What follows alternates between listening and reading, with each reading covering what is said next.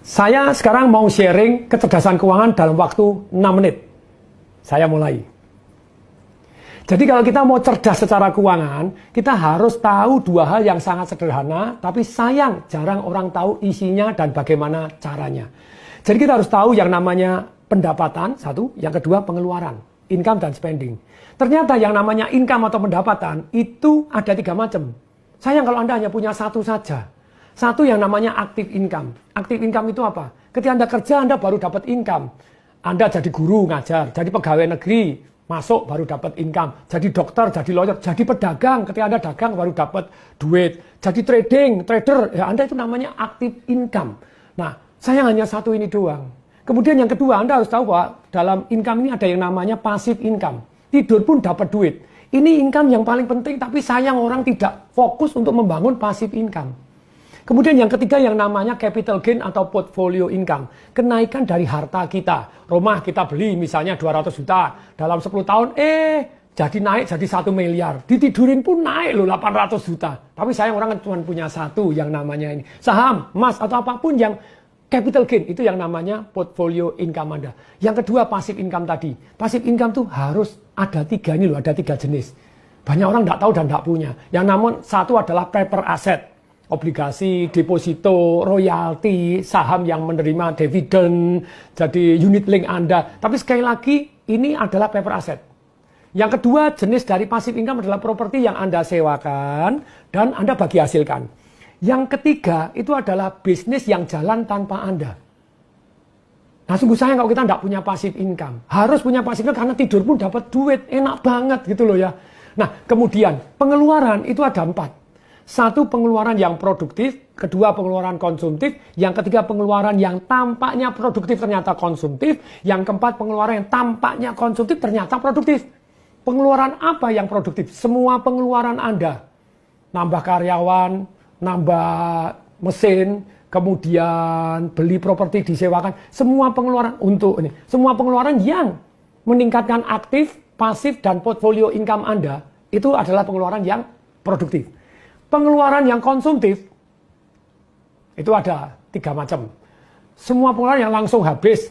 Istilahnya, Anda baik nambah karyawan tapi ternyata tidak produktif. Nambah mesin tapi ternyata tidak produktif. Yang apapun yang langsung keluar duit, langsung habis. Ini ya, untuk makan, untuk minum, untuk tour. Nah ini, langsung habis.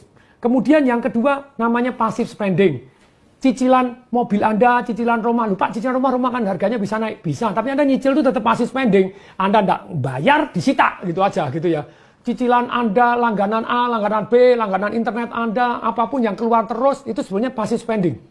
Oke ya. Kemudian, yang paling berbahaya ternyata yang ketiga. Invisible spending. Membuat Anda kere tanpa Anda tahu. Apa itu nomor 1 yang paling berbahaya? Silakan tebak.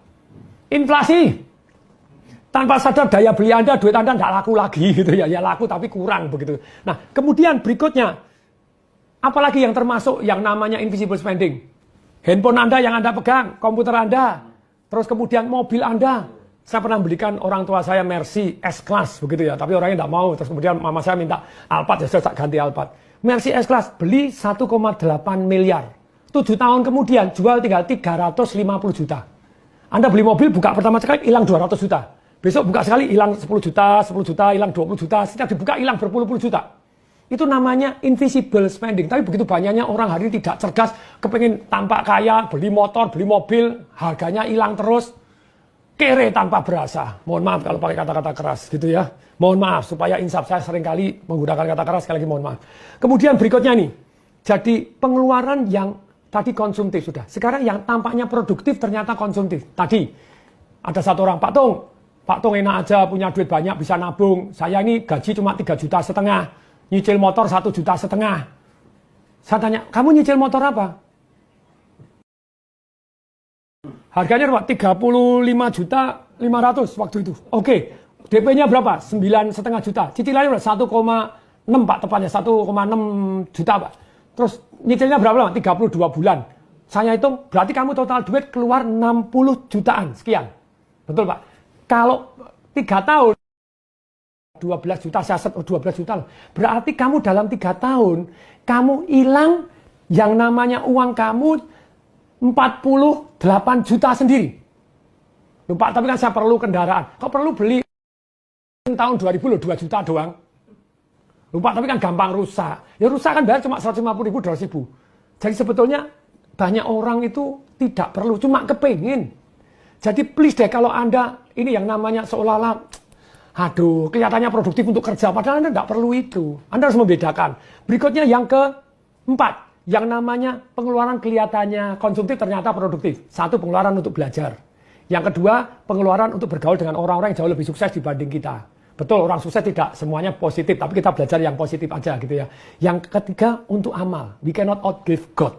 Perhatikan saya. Banyak orang itu kebanyakan gaya. Padahal gaya itu sebanding lurus dengan tekanan. Itu hukum fisika, hukum alam ciptaan Tuhan. Apabila hidup Anda banyak tekanan, berarti Anda kebanyakan gaya. Kalau masa tua Anda penuh tekanan, berarti masa mudanya kebanyakan gaya. Boleh kan gaya? Bisa. Caranya bagaimana gaya tanpa tekanan? Pasif income Anda segede gajah, Anda gaya segede kerbau. Maka Anda cerdas secara keuangan. Semoga bermanfaat. Saya Tung Desai Waringin mengucapkan salam dahsyat.